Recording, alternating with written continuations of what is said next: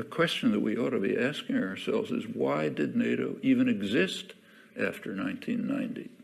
Throughout the whole history of the Cold War, we were told NATO is necessary to defend Western Europe from the Russian hordes, okay? No more Russian hordes. What happens to NATO? It expands, okay? It expands to the east. Its mission changed. Its official mission now is not to defend Europe from the Russian hordes. It's to control the global energy system, sea lanes and pipelines, and to serve as a U.S.-run intervention force. Well, you know, we're all educated intellectuals. We can now ask a question: what was the nature of the propaganda we were fed all those years?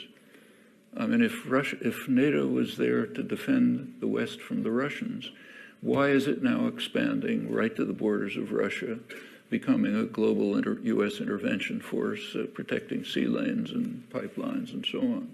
What that tells us is all the talk about the Cold War was just a pure lie.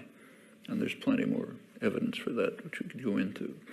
Educated intellectuals don't pursue this line of thought, but it's a pretty obvious one. Well, going on to Ukraine, Mearsheimer's point is that for any Russian leader, whoever it might be, you know, Mahatma Gandhi, Ukraine is right at the core of their geostrategic concerns.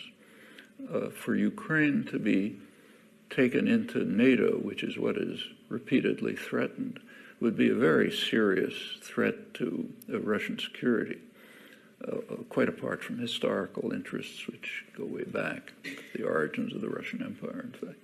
So yeah, you can give arguments against Russian interference in eastern Ukraine after the coup that took place there, but it's a complicated story, and the West is not without its significant initiatives there.